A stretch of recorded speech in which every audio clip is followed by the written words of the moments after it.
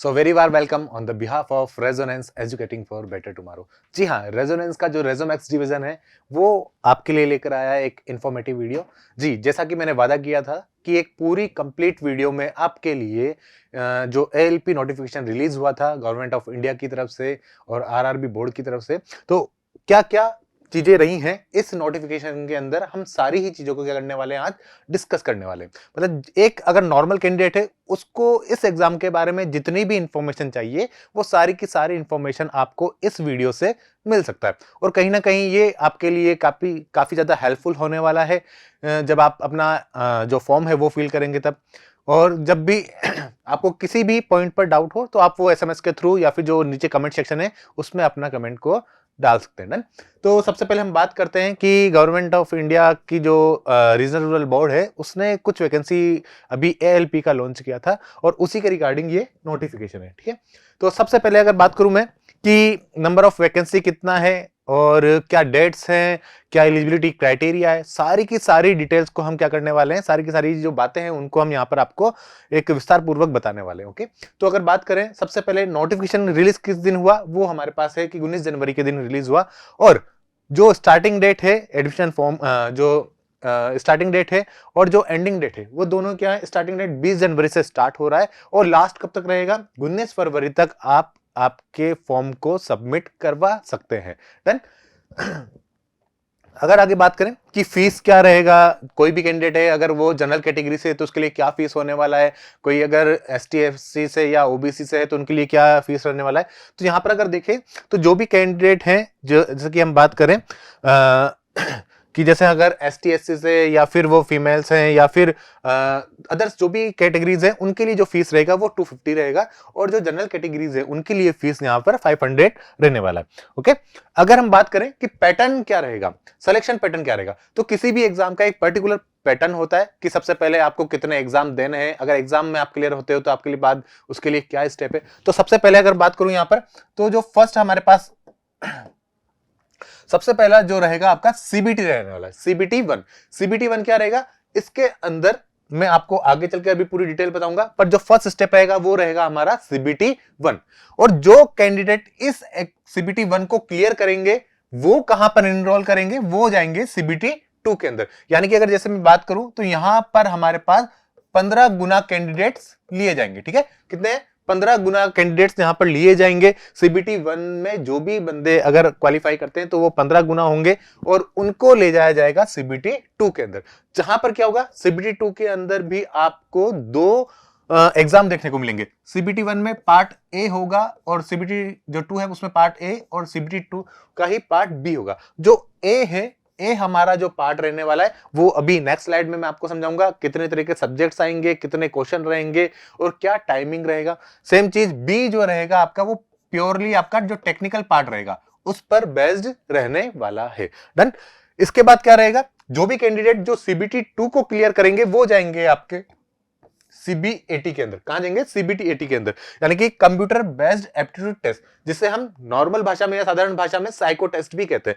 तो जैसा कि जिन कैंडिडेट्स ने एनटीपीसी के अंदर जो एनटीपीसी की वैकेंसी थी हमारे पास आरआरबी का ही, उसमें स्टेशन मास्टर और जो गुड्स गार्ड था उनके लिए भी आपको साइको टेस्ट देना पड़ा था। सेम चीज यहां पर एएलपी के लिए भी आपको एक साइको टेस्ट देना होगा।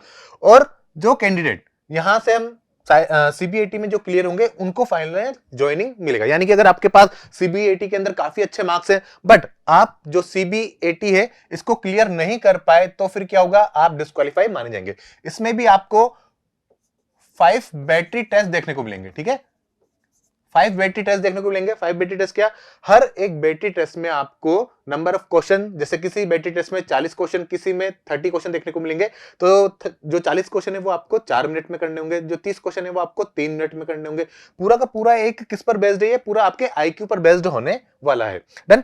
इसके बाद आपका मेडिकल प्रोसेस रहेगा जो कि साधारण सा है, नॉर्मल सा है, और उसके बाद आपका डीवी रहेगा। डीवी की जो चीजें हैं वो आपको पहले से प्रिपेयर करनी है। यानी कि अगर बात करूं मैं कोई कैटेगरी से संबंधित अगर कैंडिडेट है तो उसके अपने जितने भी सर्टिफिकेट्स है, लाइक कास्ट सर्टिफिकेट्स हो गया या मूल निवासी सर्टिफिकेट हो गया, ये सारी चीजें पहले ही बनवा के रख लेनी है। जैसे कि अगर ओबीसी की बात करें तो वहां पर उनको एक पर्टिकुलर टाइम पीरियड के अंदर रिन्यू करवाना पड़ता है अपने सर्टिफिकेट्स को, तो वो लोग भी अभी से ही इस प्रोसेस में लग जाए ताकि जितने भी सर्टिफिकेट्स है वो आपके सारे कंप्लीट हो जाए। अगर बात करें किन कैंडिडेट, ऐसे कौन से कैंडिडेट जो इस फॉर्म को फिल कर सकते हैं, तो पहली बात तो हम देखेंगे आपका एज लिमिट का क्राइटेरिया कि एज लिमिट क्या होनी चाहिए। जनरली जो जनरल के कैंडिडेट हैं, यूआर कैंडिडेट्स हैं, उनके लिए 18 से 13 ईयर का क्राइटेरिया रखा गया है। सेम जितना कैटेगरीज को मतलब जो ऑर्डर जितना कैटेगरीज के लिए छूट रहता है वो यहाँ पर अवेलेबल है। ओबीसी के अंदर 3 इयर्स का रहेगा, सेम एसटी एससी कैटेगरी के अंदर आपको 5 ईयर का रिबेट मिलेगा। तो 18 से 30 ईयर का एक पूरा क्राइटेरिया रखा गया। अगर आगे बात करें तो सबसे पहले जैसा कि मैंने बताया कि सीबीटी 1 के अंदर क्या प्रोसेस रहेगा, तो सीबीटी जो 1 है इसमें आपको अलग अलग सब्जेक्ट्स देखने को मिलेंगे। जैसे कि अगर मैं बात करूं, फर्स्ट आपका मैथमेटिक्स रहेगा, फिर जनरल रीजनिंग रहेगा, देन जनरल साइंस रहेगा और इसके बाद general aware and current affair. Particular section से अलग अलग नंबर के मार्क्स मिलेंगे आपको। जैसे कि अगर बात करूं मैथमेटिक्स में आपको 20 क्वेश्चन देखने को मिलेंगे, डन 20 क्वेश्चन। यहां पर आपको रीजनिंग से 25 क्वेश्चन, जनरल साइंस से 20 क्वेश्चन और जनरल करंट अफेयर्स से 10 क्वेश्चन। तो ये आपके पास टोटल 75 मार्क्स का पेपर होने वाला है। अब जितने कैंडिडेट इस पेपर में अच्छे मार्क्स लेकर आएंगे वो कहा जाएंगे, वो आपके कट ऑफ के बेसिस पे सीबीटी 2 के अंदर आएंगे। याद रहे जितनी वैकेंसी है उसका 15 गुना कहां जाएगा, उसका 15 गुना सीबीटी 2 के अंदर जाएगा। तो पहला जो स्टेप रहने वाला है कैंडिडेट के पास वो रहने वाला है सीबीटी 1 को क्लियर करना। ठीक है, वही कैंडिडेट सीबीटी 1 को क्लियर कर पाएंगे जिनका इन सब्जेक्ट्स पर काफी अच्छा कमांड होने वाला है। तो प्रिपरेशन कैसे करना है, अभी से ही बहुत अच्छा प्रिपरेशन स्टार्ट कर देना है। अगर जो कैंडिडेट अपना पूरा सिलेबस कंप्लीट कर चुके हैं तो उनको मल्टीपल टेस्ट वगैरह देना है। या फिर अगर हम बात करें जैसे कि अगर बहुत सारे प्लेटफॉर्म से लाइक सभी का अलग अलग पैटर्न है, तो अगर हम यहां पर देखें कि मैथ्स में 20 क्वेश्चन, जनरल रीजनिंग में 25 क्वेश्चन, करंट अफेयर के 10 क्वेश्चन और जनरल साइंस के आपको 20 क्वेश्चन देखने को मिलेंगे। तो जो ये दो सेक्शन है, ये जो दो सेक्शन है, ये ऐसा होता है कई बार कि मोस्टली जो स्टूडेंट है उनके काफी अच्छे होंगे। तो आपको कमांड कहां बनाना है, कमांड आपको जनरल साइंस के अंदर और जो करंट अफेयर्स का सेक्शन रहेगा इसके अंदर, इसमें आपको अच्छे से अच्छे मार्क्स लाने की कोशिश करनी पड़ेगी। क्यों? क्योंकि जो मैथ्स और रीजनिंग रहेगा उसमें सभी बच्चे अच्छा मार्क्स ले आएंगे, बट दो सेक्शन जनरल साइंस और करंट अफेयर की बात करें तो यहां पर कैंडिडेट्स के मार्क्स वो है इतने अच्छे नहीं आ पाते ना। तो आपको पहले इन दोनों सेक्शंस को कंप्लीट करना है, फिर आगे बढ़ना होगा। टाइमिंग की बात करूं तो पूरा कंप्लीट पेपर 1 घंटे का होने वाला है, 60 मिनट का होने वाला है। सेक्शनल टाइमिंग नहीं है, यहां पर आपको कंप्लीट 1 घंटे के अंदर पूरा पेपर ओपन मिलेगा। आप के ऊपर डिपेंड करता है, आप सबसे पहले मैथ्स करना चाहते हैं या जनरल साइंस करना चाहते हैं या जनरल रीजनिंग करना चाहते हैं, ये सारा। देन एक यहां पर जो सबसे ज्यादा इफेक्टिव चीज है वो क्या रहने वाली है, नेगेटिव मार्किंग। इस पेपर के अंदर वही कैंडिडेट इजीली सेलेक्ट हो पाएगा जो मिनिमम नेगेटिव मार्क के साथ आगे बढ़ेगा। मतलब कि अगर आपकी एक्यूरेसी अच्छी है तो मार्क्स आपके अच्छे आएंगे। क्यों? क्योंकि यहां पर जो नॉर्मलाइजेशन का मेथड रहेगा वो काफी इफेक्टिव रहने वाला है। क्योंकि लास्ट टाइम भी ऐसा हुआ था, काफी सारे कैंडिडेट ऐसे थे जिनके मार्क्स अच्छे थे बट कहीं ना कहीं उन्होंने नेगेटिव ज्यादा क्वेश्चन किए थे, तो इस वजह से उनका नॉर्मलाइजेशन में मार्क्स नहीं बढ़ पाया था। बट कई कैंडिडेट ऐसे थे जिनके मार्क्स कम थे, जो रो मार्क्स थे वो कम थे, बट कहीं ना कहीं उनकी एक्यूरेसी काफी अच्छा था, तो जो रो मार्क्स थे वो नॉर्मलाइजेशन के बाद बढ़कर काफी अच्छे हो गए थे। तो कहीं ना कहीं जो मेन की फैक्टर है वो क्या रहने वाला है, आपका नेगेटिव मार्किंग का। तो मिनिमम नेगेटिव मार्किंग आपको रखना है और 100% एक्यूरेसी के साथ आपको टेस्ट पेपर अटेम्प्ट करना है। डन।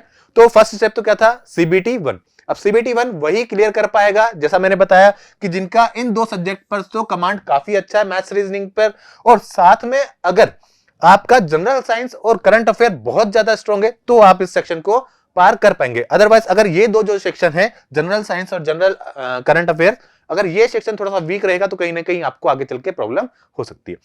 यहां से लगभग 15 गुना जो कैंडिडेट है वैकेंसी का वो सेलेक्ट किए जाएंगे। यानी कि अगर यहां से बात करें हम कि 5 से 6 हजार के बीच में वैकेंसी है तो लगभग 85,000 कैंडिडेट को यहां से सेलेक्ट किया जाएगा। ओके, अब बात करते हैं सीबीटी 2 का कि सीबीटी 2 क्या है।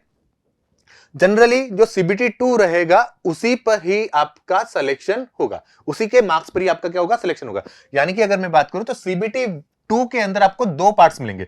2 पार्ट्स क्या क्या रहेंगे, जैसे कि यहां पर मैंने बताया, पहला तो हमारा रहेगा पार्ट ए और दूसरा रहेगा हमारा पार्ट बी। डन। जो पार्ट ए है वो सभी कैंडिडेट्स के लिए सेम रहने वाला है, बट जो पार्ट बी रहेगा ये आपका जो भी आप स्ट्रीम सेलेक्ट करते हैं अपनी क्वालिफिकेशंस के अकॉर्डिंगली। जैसे कि क्वालिफिकेशन की बात करूं मैं, तो वो अभी नेक्स्ट स्लाइड में आपको डिस्क्राइब करने वाला हूं, सारा पूरा समझाने वाला हूं कि क्या क्या आपको ऑप्शंस अवेलेबल हैं स्ट्रीम के अंदर।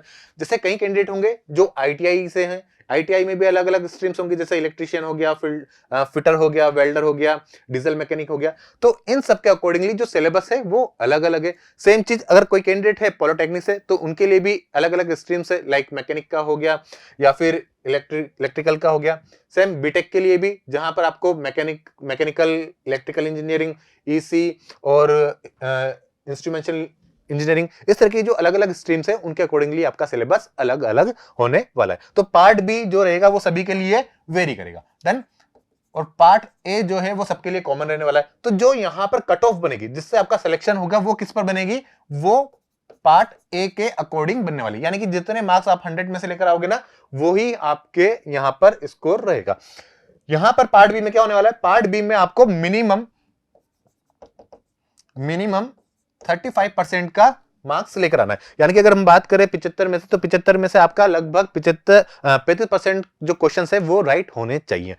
अभी अगर हम फर्स्ट पेपर की बात करें, तो फर्स्ट पेपर में आपको मैथ्स के 25 क्वेश्चन, रीजनिंग के 25 क्वेश्चन और करंट अफेयर्स के 10 क्वेश्चन, बाकी जो 40 क्वेश्चन रहेंगे ये आपके बेसिक साइंस और इंजीनियरिंग के। यानी कि जो, जैसे कि मैं बात करूं बेसिक साइंस और इंजीनियरिंग का, जितने भी लाइक जो एमडी हो गया, एमडी का मतलब होता है मशीन डिजाइनिंग, वो आप इसके क्वेश्चन आपको देखने को मिल जाएंगे। थोड़े बहुत कुछ एफएम के यानी कि फूड मैकेनिक्स के क्वेश्चन आपको देखने को मिल जाएंगे। इस तरीके से जो बेसिक साइंस है 10वीं तक की हो गई या फिर थोड़ा सा अपर लेवल का हल्का फुल्का रहेगा, तो ये आपको इसमें देखने को मिल सकता है। ठीक है, 40 क्वेश्चन तो हमारे पास किसके रहेंगे, बेसिक साइंस और इंजीनियरिंग करेंगे। 25 क्वेश्चन आपके पास मैथ्स के और 25 क्वेश्चन आपके पास रीजनिंग के। जिन कैंडिडेट का, अगेन मैं बोल रहा हूं कि मैथ्स और रीजनिंग सभी का लगभग इक्वल रहने वाला है, जो प्रिपरेशन कर रहे हैं अच्छे से। बट अगर बात करूं किनको कहां कमांड करना है, सबसे ज्यादा कमांड करना पड़ेगा आपको बेसिक इंजीनियरिंग और बेसिक साइंस और इंजीनियरिंग के अंदर, और दूसरा करंट अफेयर के अंदर। ठीक है, तो ये जो दो सेक्शन है, बेसिक साइंस एंड इंजीनियरिंग और एक आपका करंट अफेयर, ये दोनों ही क्या करने वाले हैं, एक इंपॉर्टेंट रोल प्ले करने वाले हैं आपके सिलेक्शन के अंदर। और दूसरी चीज, पार्ट बी के अंदर आपको आपकी स्ट्रीम के अकॉर्डिंगली 35% मिनिमम स्कोर करना ही है। अगर आप फर्स्ट पार्ट में पूरे में से पूरे मार्क्स भी ले आते हैं और अगर यहां पर 35% मार्क्स नहीं होगा तो आप डिस्क्वालीफाई माने जाएंगे। डन। तो दोनों ही में आपको बैलेंस बनाकर रखना चाहिए। ठीक है, कि पार्ट बी में भी इतना प्रिपरेशन तो कि एटलीस्ट हम 50% तक का तो मार्क्स ले आए। अगर टारगेट हम 50% रखेंगे तो कहीं ना कहीं 35 से अबव हमारा रहेगा ही रहेगा। डन। तो पूरी जो कट ऑफ है वो किस पर डिपेंड करेंगे, आपकी प्रिपरेशन पे, और पार्ट ए की जो मार्क्स है उसी के बेसिस पे आपका सिलेक्शन होने वाला है। इसके बाद अगर हम बात करें, इसमें भी क्या रहेगा, आपका नेगेटिव मार्किंग रहेगी 1/3 की। अगेन मैंने बोला कि सबसे ज्यादा जो इंपॉर्टेंट रोल प्ले करेगा वो रहेगा आपकी एक्यूरेसी। जितना ज्यादा एक्यूरेसी के साथ आप पेपर को सॉल्व करेंगे उतने ही मार्क्स आपके नॉर्मलाइजेशन में बढ़ेंगे। जितना नेगेटिविटी आपका रहेगा, मतलब जितने आप नेगेटिव मार्क्स ज्यादा करेंगे, रो मार्क्स से आपका जो नॉर्मलाइजेशन मार्क्स है वो बढ़ नहीं पाएगा। ठीक है, कम बढ़ेगा। नेक्स्ट देखें, अभी अगर मैं बात करूं, जैसे मैंने बताया था आपको कि पार्ट बी के लिए आप कौन कौन सी ट्रेड को ले सकते हैं। तो अगर कोई कैंडिडेट है जिसने आईटीआई किया हुआ है, डन, आईटीआई किया हुआ है, तो वो डिफरेंट टाइप के स्ट्रीम्स को ले सकता है, like electrician mechanic, fitter, wireman, refrigeration air conditioner, electronics, mechanical motor vehicle, ये इतनी तरह की स्ट्रीम्स उसके पास अवेलेबल है। सेम अगर पॉलिटेक्निक से कोई कैंडिडेट है तो वो इलेक्ट्रिक इंजीनियरिंग, इलेक्ट्रॉनिक्स इंजीनियरिंग और मैकेनिकल इंजीनियरिंग की जो भी ब्रांच रहेंगी उनके थ्रू वहां पर एनरोल कर सकता है। सेम अगर कोई कैंडिडेट है जिसने बीटेक या बीई किया हुआ है, 4 ईयर का कोर्स, डिप्लोमा आपका 3 ईयर का कोर्स होगा, जिसने 4 ईयर का रेगुलर कोर्स किया हुआ है, वो इलेक्ट्रिकल इंजीनियर का हो या फिर मैकेनिकल इंजीनियर का हो या फिर इलेक्ट्रॉनिक्स इंजीनियर का, वो भी इसमें आकर आप एनरोल कर सकते हैं। ठीक है, इसमें मैकेनिकल और इलेक्ट्रिकल के बीच का एक और पार्ट रहेगा। जैसे कोई कैंडिडेट है जिसने इंस्ट्रूमेंटेशन से अगर बीटेक किया हुआ है, वो भी अप्लाई कर सकता है। ठीक है, किसी ने अगर इलेक्ट्रॉनिक्स इंजीनियरिंग लिया हुआ है तो वो भी इसमें अप्लाई कर सकता है। बस सीएस और सिविल वाले जो हैं वो कैंडिडेट इसमें अप्लाई नहीं कर पाएंगे। तो ये जो है हमारे पास पार्ट बी का सिलेबस है। सिलेबस के अकॉर्डिंगली, मतलब स्ट्रीम से, कि आपके पास आईटीआई है तो इन स्ट्रीम्स को फॉलो कर सकते हैं, पॉलिटेक्निक है तो इनको फॉलो कर सकते हैं, अगर बीटेक है तो इन स्ट्रीम्स को आप फॉलो कर सकते हैं। देन अगेन अगर बात करूं मैं कि इसके जो पार्ट फर्स्ट था, उसके बाद पार्ट सेकंड, अब पार्ट थर्ड क्या रहेगा, जो सीबीएटी टेस्ट है वो रहने वाला है। तो इसमें हमारे पास बैटरी टेस्ट होंगे, 5 बैटरी टेस्ट। जो फर्स्ट बैटरी टेस्ट होगा वो आपका मेमोरी टेस्ट होगा, सेकंड फॉलोइंग डायरेक्शन टेस्ट होगा, थर्ड जो डेप्थ परसेप्शन टेस्ट है वो होने वाला है, और फोर्थ रहेगा कंसंट्रेशन टेस्ट, और पांचवा रहेगा आपका परसेप्चुअल स्पीड टेस्ट। यानी कि अलग अलग तरीके से आपके आईक्यू लेवल को टेस्ट किया जाएगा। इसमें जो क्वेश्चन रहेंगे, इसमें आपको करना है मिनिमम आपको 42 मार्क्स लेकर आने इंडिविजुअल बैटरी टेस्ट के अंदर, यानी कि प्रत्येक बैटरी टेस्ट में आपको कम से कम 42 मार्क्स लेकर आने। अगर आपके 42 मार्क्स किसी भी एक सेक्शन में नहीं है, बाकी में अगर अच्छे से अच्छे मार्क्स हैं, तो भी आप डिस्क्वालीफाई माने जाएंगे। ठीक है, तो ये पांचों बैटरी टेस्ट है जिसमें कम से कम आपको 42 मार्क्स लेकर आना है। अगर हम बात करें तो इसमें क्या रहेगा, फिर ऑल ओवर जो मेरिट बनने वाली है वो रहेगी आपका, क्या रहेगा कि जो पार्ट ए है, देन सीबीटी 2 का जो पार्ट ए है, इसका तो 70% मार्क्स आपका लिया जाएगा, और जो ये बैटरी टेस्ट है इसका 30% मार्क्स ऐड करके आपकी मेरिट बनाई जाएगी। क्लियर है, तो 70% मार्क्स इसका रहेगा, जो पार्ट जो सीबीटी 2 था उसका पार्ट फर्स्ट ए, और 30% किसका रहने वाला है, जो सीबीएटी यानी कि जो साइको टेस्ट रहेगा उसका 30% आपका लिया जाएगा। डन, तो इसी के बेसिस पर पूरी क्या बनने वाली है, मेरिट बनने वाली है कि 30% weightage for the mark obtain in part A of second stage CBT से, जो सेकंड स्टेज का सीबीटी है उसका पार्ट ए का तो 70% लिया जाएगा। जैसे अगर मान लीजिए कि आपके 100 थे, 100 मार्क्स में से आपने किए कितने, 70 नंबर आपके मिले। डन, तो इसका 70% कितना होगा, 49। तो 49 मार्क्स तो आपके पार्ट ए से लिए जाएंगे, और अगर इधर की बात करें तो इधर में 30 में से आपका पर्टिकुलर जो भी मिला है उसका 30% लिया जाएगा। ठीक है, तो उसी के बेसिस पे क्या बनने वाली है, आपकी पूरी मेरिट बनने वाली है। नेक्स्ट अगर देखें, डन, तो ये तो पूरा एक प्रोसेस था कि क्या क्या स्टेप होने वाले हैं। तो अगेन मैं एक बार वापस से समझा देता हूं कि सबसे पहले सीबीटी 1 होगा, सीबीटी 1 से क्लियर होने वाले जो कैंडिडेट होंगे, जो सीबीटी 1 में सेलेक्ट होंगे, उन्हीं कैंडिडेट का क्या होने वाला है, सीबीटी 2 होगा। जो कैंडिडेट सीबीटी 1 से बाहर निकल जाएंगे वो डायरेक्टली डिस्क्वालीफाई हैं, वो आगे आने वाली किसी भी स्टेप में पार्टिसिपेट नहीं करेंगे। डन, तो पहला जो सीबीटी 1 है उसमें से 15 गुना जो कैंडिडेट होंगे वो सीबीटी 2 में जाएंगे। सीबीटी 2 में भी आपको 2 पेपर देने होंगे, जो पार्ट ए है जिसमें आपके पास मैथ्स होगा, रीजनिंग होगा, जनरल इंजीनियरिंग होगा और करंट अफेयर होगा, और उसका पार्ट बी है जो आपकी एक स्पेसिफिक जो स्ट्रीम है जिसमें आपने आईटीआई किया हुआ है या डिप्लोमा किया हुआ है या फिर बीटेक किया हुआ है, उसके अकॉर्डिंगली सिलेबस के अनुसार आपका पेपर होने वाला है। ठीक है, तो मेरिट किसके बेसिस पे बनेगी, मेरिट जो होगी वो 70% मार्क्स तो आपका जो सेकंड स्टेज का पार्ट ए है वहां से 70% लिया जाएगा, और जो सीबीएटी यानी कि जो साइको टेस्ट है उसका 30% लिया जाएगा। उसी के बेसिस पे आपकी मेरिट बनने वाली है। और साइको टेस्ट के अंदर भी प्रत्येक बैटरी टेस्ट यानी कि 5 बैटरी टेस्ट होंगे, हर एक बैटरी टेस्ट में मिनिमम 42 मार्क्स लाना कंपलसरी है। डन, तो अभी आगे आने वाली जितनी भी वीडियोस रहने वाली है उसमें हम काफी सारे पीवाईपीस को डिस्कस करने वाले हैं, प्रीवियस ईयर में आए हुए क्वेश्चंस को सॉल्व करवाने वाले हैं। तो जितने भी कैंडिडेट हैं जो आगे हमसे जुड़े रहना चाहते हैं वो हमारे चैनल को जल्दी से लाइक कर लीजिए, सब्सक्राइब कर लीजिए। डन, तो अभी आगे चल के हम कुछ ना कुछ क्लासेस साइको की भी डालेंगे।